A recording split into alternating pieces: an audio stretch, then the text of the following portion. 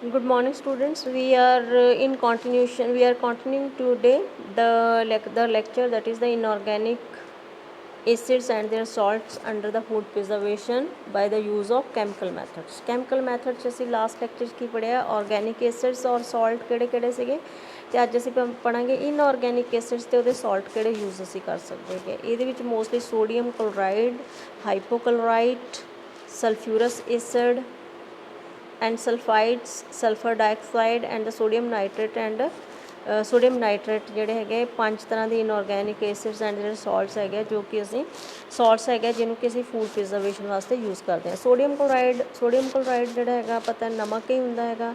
ਇਹਦੇ ਨਾਲ ਨਮਕ ਦਾ ਜਿਹੜਾ ਹੈਗਾ ਆਸਮੈਟਿਕ ਪ੍ਰੈਸ਼ਰ ਹਾਈ ਹੋ ਜਾਂਦਾ, ਔਰ ਜਿਹੜਾ ਅਸੀਂ ਆਸਮੈਟਿਕ ਪ੍ਰੈਸ਼ਰ 'ਚ ਕੀਤਾ ਸੀਗਾ ਉਹਦੇ ਨਾਲ ਮਾਈਕਰੋ ਆਰਗੈਨਿਜ਼ਮ 'ਤੇ ਜਿਹੜਾ ਹੈਗਾ ਪਲਾਜ਼ਮੋਲਿਸਿਸ ਹੋ ਜਾਂਦੀ ਹੈ ਅਤੇ ਸੈੱਲ ਜਿਹੜਾ ਹੈਗਾ ਉਹ ਲਾਈਜ਼ ਹੋ ਜਾਂਦਾ ਹੈਗਾ, ਅਤੇ ਉਹਦੇ ਨਾਲ ਅਸੀਂ ਕੰਟੈਮੀਨੇਸ਼ਨ ਜਿਹੜੀ ਹੈਗੀ ਉਹਨੂੰ ਬਚਾ ਸਕਦੇ ਹੈਗੇ ਆ। ਇੱਦਾਂ ਹੀ ਡੀਹਾਈਡਰੇਸ਼ਨ ਆਫ ਫੂਡ ਜੋ ਹੁੰਦੀ ਹੈਗੀ ਆ ਉਹ ਵੀ ਸੋਡੀਅਮ ਕਲੋਰਾਈਡ ਨਾਲ ਹੋ ਜਾਂਦੀ ਹੈ। ਅਗਰ ਪਾਵਾਂਗੇ ਤਾਂ ਜਿਹੜਾ ਸਾਲਟ ਦੇ ਨਾਲ ਉਹਦੇ ਅੰਦਰ ਜਿਹੜਾ ਫੂਡ ਦਾ ਖੁਦ ਦਾ ਸਾਰਾ ਵਾਟਰ ਹੈਗਾ ਉਹ ਬਾਹਰ ਆ ਜਾਏਗਾ। ਇਹਦੇ ਨਾਲ ਕੀ ਹੋਏਗਾ, ਜਿਹੜੀ ਕਲੋਰੀਨ ਆਇਨਸ ਜਿਹੜੇ ਹੈਗੇ ਆਇਓਨਾਈਜ਼ ਹੋ ਜਾਣਗੇ, ਉਹਦੇ ਨਾਲ ਜੋ ਮਾਈਕਰੋਬੀਅਲ ਸੈੱਲ ਹੈਗਾ ਆ ਉਹ ਜ਼ਿਆਦਾ ਸੈਂਸਿਟਿਵ ਹੈਗਾ, ਅਤੇ ਉਹਦਾ ਐਕਸ਼ਨ ਆਫ ਪ੍ਰੋਟੋਲਿਟਿਕ ਐਨਜ਼ਾਈਮ ਦੀ ਇੰਟਰਫੇਰੈਂਸ ਦੇ ਨਾਲ ਸੈੱਲ ਜਿਹੜਾ ਉਹ ਡਾਈ ਹੋ ਜਾਂਦਾ ਹੈਗਾ। So these are the reasons why salt is very widely used for the preservation directly or in brine ਔਰ ਕਿਊਰਿੰਗ ਸੋਲਿਊਸ਼ਨ। ਬ੍ਰਾਈਨ ਦਾ ਹੁੰਦਾ ਕਿ ਪਾਣੀ 'ਚ ਘੋਲ ਕੇ ਅਸੀਂ ਜਿੱਦਾਂ ਮੀਟ ਬਣਾਉਣਾ ਹੈਗਾ ਜਾਂ ਫਿਰ ਫਿਸ਼ ਬਣਾਉਣੀ ਹੈਗੀ ਤਾਂ ਉਹਨੂੰ ਹਮੇਸ਼ਾ ਅਸੀਂ ਉਹਦੀ ਬਰਾਈਨਿੰਗ ਕਰਦੇ ਹੈਗੇ ਆ, ਮਤਲਬ ਨਮਕ ਘੋਲ ਕੇ ਪਾਣੀ 'ਚ ਉਹਦੇ ਵਿੱਚ ਅਸੀਂ ਉਹਨੂੰ ਧੋਵਾਂਗੇ ਅਤੇ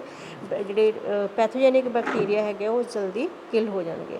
ਹਾਈਪੋਕਲੋਰਾਈਟ ਹੈਗਾ, ਹਾਈਪੋਕਲੋਰਾਈਟ ਨੂੰ ਅਸੀਂ ਹਾਈਪੋਕਲੋਰਸ ਐਸਿਡ ਵੀ ਕਹਿੰਦੇ ਹੈਗੇ ਆ। ਉਹ ਵੀ ਇਫੈਕਟਿਵ ਹੈਗਾ ਆ ਕਿਉਂਕਿ ਉਹ ਜਰਮੀਸਾਈਡਲ ਹੈਗਾ ਆ।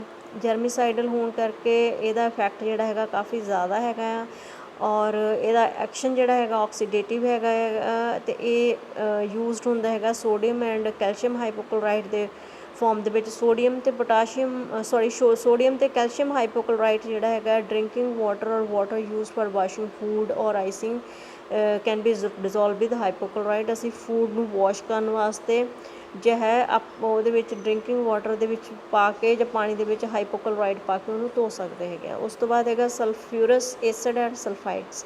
ਸਲਫਿਊਰਸ ਐਸਿਡ ਔਰ ਸਲਫਾਈਡਸ ਜਿਹੜੇ ਹੈਗੇ ਆ ਉਹਨੂੰ ਮੋਸਟਲੀ ਅਸੀਂ ਵਾਈਨ ਦੀ ਪ੍ਰੀਜ਼ਰਵੇਸ਼ਨ ਵਾਸਤੇ ਯੂਜ਼ ਕਰਦੇ ਹੈਗੇ ਆ ਜਾਂ ਫਿਰ ਡਰਾਈ ਫਰੂਟ ਦੀ ਪ੍ਰੀਜ਼ਰਵੇਸ਼ਨ ਵਾਸਤੇ ਯੂਜ਼ ਕਰਦੇ ਹੈਗੇ ਆ।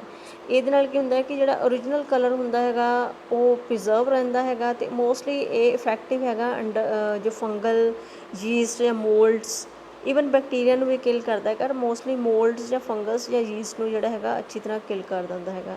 ਅਤੇ ਇਹਦਾ ਅਸੀਂ ਸਾਲਟ ਕਿਹੜਾ ਯੂਜ਼ ਕਰਦੇ ਹਾਂ, ਪੋਟਾਸ਼ੀਅਮ ਮੈਟਾਬਾਈਸਲਫਾਈਡ ਜਿਹੜਾ ਹੈਗਾ ਉਹਨੂੰ ਅਸੀਂ ਜਿਹੜਾ ਕੈਨਿੰਗ ਦੇ ਵਿੱਚ ਜਿਹੜਾ ਹੈਗਾ ਯੂਜ਼ ਕਰ ਸਕਦੇ ਹੈਗੇ। ਸਲਫਰ ਡਾਈਆਕਸਾਈਡ ਜਿਹੜਾ ਹੁੰਦਾ ਹੈਗਾ ਇਹ ਬਲੀਚਿੰਗ ਇਫੈਕਟ ਹੁੰਦਾ ਹੈਗਾ, ਫਰੂਟਸ ਦੇ ਵਿੱਚ ਮੋਸਟਲੀ ਯੂਜ਼ ਹੁੰਦਾ ਹੈਗਾ। ਇਹਦੇ ਨਾਲ ਯੀਸਟ ਔਰ ਮੋਲਡ ਜਿਹੜੇ ਹੈਗੇ ਉਹ ਕਿਲ ਹੋ ਜਾਂਦੇ ਹੈਗੇ। ਇਹਨੂੰ ਜਿਹੜੀ ਸਲਫਰ ਡਾਈਆਕਸਾਈਡ ਹੈ ਇਹਨੂੰ ਐਜ਼ ਅ ਗੈਸ ਯੂਜ਼ ਕਰਦੇ ਹੈਗੇ ਆ to treat the drying fruits and also used in the molasses. ਠੀਕ ਹੈ, ਮੋਲੈਸਿਸ ਤੋਂ ਅਸੀਂ ਕੀ ਬਣਾਇਆ ਸੀਗਾ, ਮੋਲੈਸਿਸ ਤੋਂ ਅਲਕੋਹਲ ਬਣਦੀ ਹੈਗੀ ਨਾ। ਅਗਰ ਮੋਲੈਸਿਸ ਨੂੰ ਅਸੀਂ ਪ੍ਰੀਜ਼ਰਵ ਕਰਕੇ ਰੱਖਣਾ ਹੈਗਾ ਆ ਜਾਂ ਫਿਰ ਅਸੀਂ ਫਰੂਟਸ ਜਿਹੜਾ ਹੈਗਾ ਡਰਾਈ ਫਰੂਟਸ ਨੂੰ ਕਰਨਾ ਤਾਂ ਉਹਦੇ ਵਾਸਤੇ ਵੀ ਅਸੀਂ ਉਹਨੂੰ ਸਲਫਰ ਡਾਈਆਕਸਾਈਡ ਗੈਸ ਦੇ ਵਿੱਚੋਂ ਪਾਸ ਕਰਦੇ ਹੈਗੇ ਜਿਹਦੇ ਨਾਲ ਕਿ ਉਹ ਕਾਫੀ ਦੇਰ ਲਈ ਪ੍ਰੀਜ਼ਰਵ ਰਹਿ ਸਕਦੇ ਸਨ। ਨਾਈਟ੍ਰੇਟਸ ਐਂਡ ਨਾਈਟ੍ਰਾਈਟਸ ਜਿਹੜੇ ਹੈਗੇ ਆ ਉਹਦੇ ਨਾਲ ਇਨਹਿਬਿਟਰੀ ਇਫੈਕਟ ਆਉਂਦਾ, ਕਾਹਦੇ ਉੱਪਰ, ਬੈਕਟੀਰੀਅਲ ਗਰੋਥ ਦੇ ਉੱਪਰ ਇਨਹਿਬਿਟਰੀ ਇਫੈਕਟ ਆਉਂਦਾ ਹੈਗਾ ਆ, ਅਤੇ ਉਹਦੇ ਨਾਲ ਜਿੱਦਾਂ ਮੀਟ ਔਰ ਫਿਸ਼ ਦੀ ਪ੍ਰੀਜ਼ਰਵੇਸ਼ਨ ਜਿਹੜੀ ਹੈਗੀ ਆ ਉਹਦਾ ਰੈੱਡ ਕਲਰ ਜੇ ਅਸੀਂ ਰਿਟੇਨ ਕਰਨਾ ਚਾਹੁੰਦੇ ਹੈਗੇ ਅਤੇ ਅਸੀਂ ਇਹਦੇ ਨਾਲ ਇਹਨੂੰ ਟਰੀਟ ਕਰ ਸਕਦੇ ਹੈਗੇ ਹਾਂ।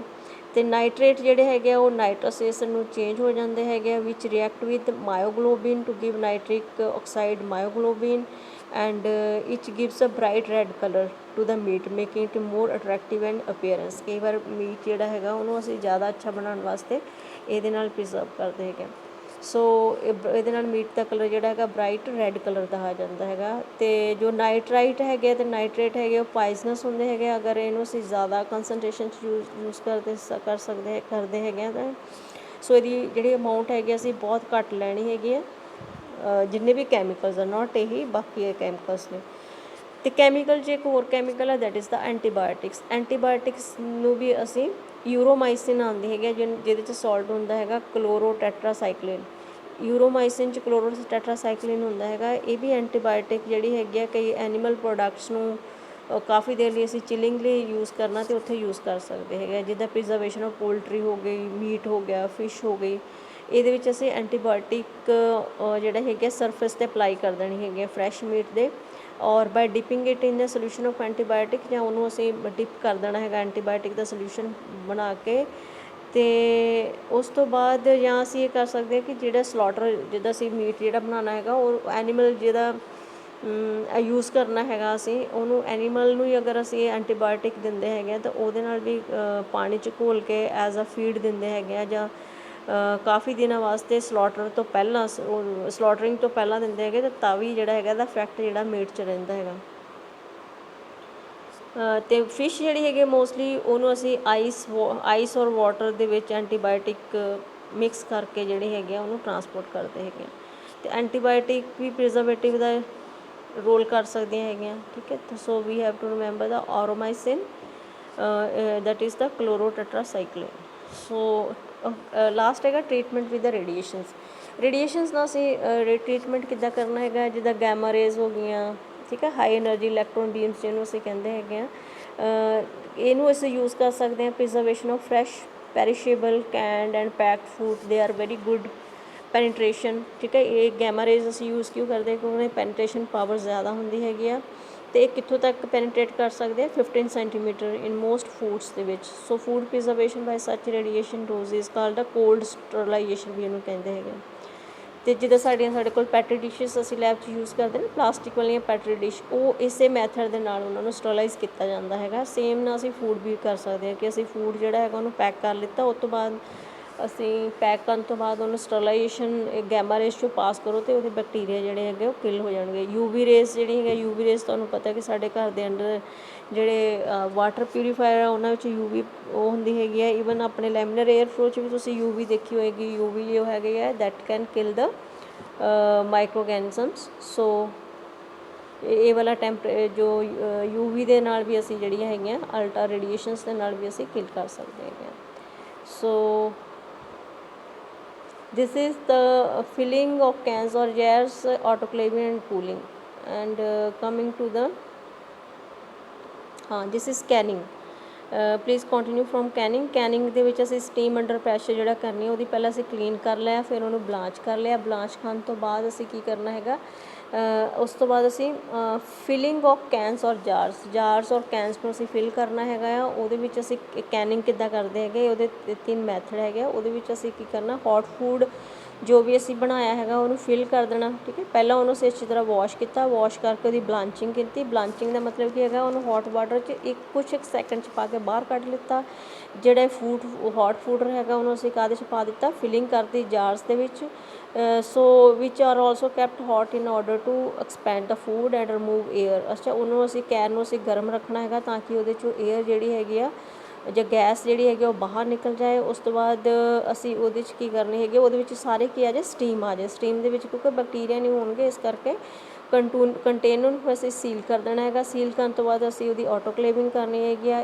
ਆਟੋਕਲੇਵਿੰਗ ਜਿਹੜੀ ਹੁੰਦੀ ਹੈ 15 ਪਾਊਂਡ 'ਤੇ 121 degree for half an hour ਅਸੀਂ ਕਰਦੇ ਹੈਗੇ ਹਾਂ।